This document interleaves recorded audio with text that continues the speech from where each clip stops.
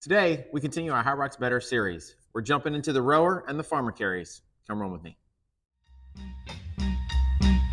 Change your mind, change your life.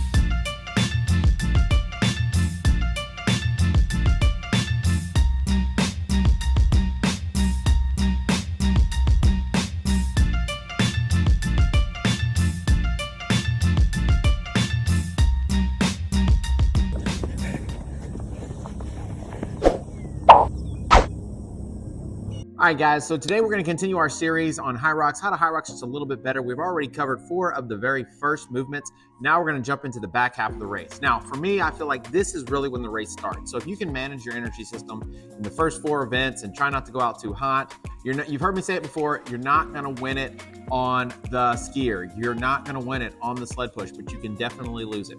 So for me, I really feel like that if you pace yourself and you control yourself, your discipline earlier in the race, when you get past the rower, when you get to the rower, that's really where you can start picking up time and picking up the pace.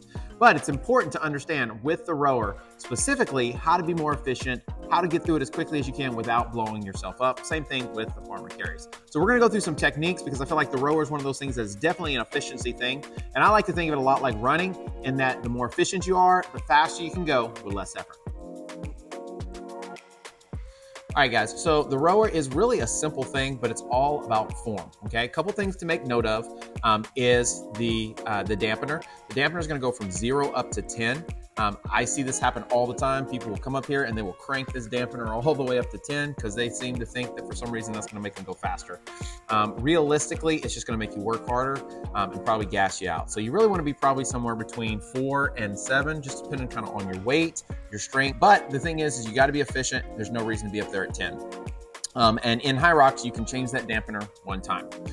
The other thing you're going to be aware of is your foot placement, okay? So when you are putting your feet into the stirrups, into the straps, you want to make sure that the straps are going to be right around pretty much across the top of your foot, right above your ball of your feet. Another place to look at maybe is the bottom lace of your shoes, okay? Once you get those in there, you'll pull this down to tighten them down. They don't have to be super tight, but you want them pretty secure inside.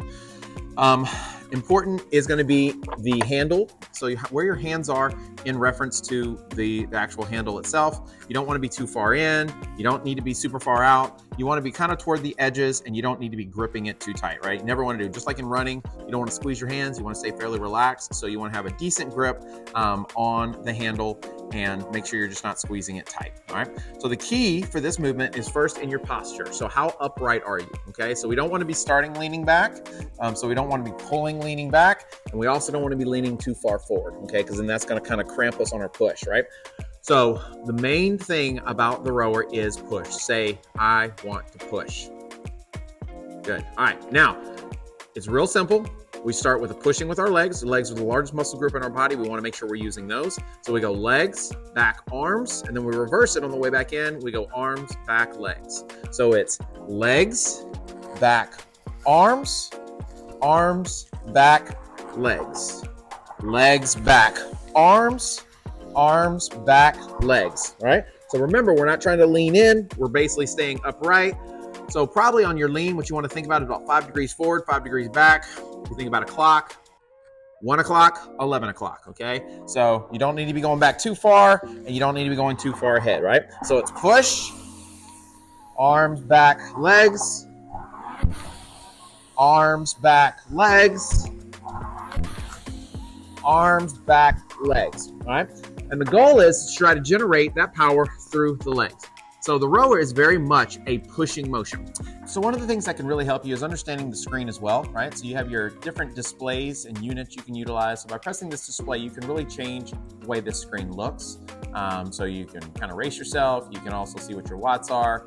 You can use this as the main screen, your meters, your split time, which is your actual pace, your total time, strokes per minute. I like to use this when I'm in training. And basically what this is, it allows you to see a visual graph of what your push and your pull looks like.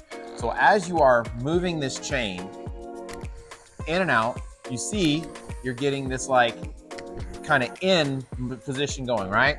So if you get something that's a little flatter, then that lets you know you're probably not pushing, getting a very good pushing motion, okay? So what you want to create is this really beautiful, big, in rounding motion.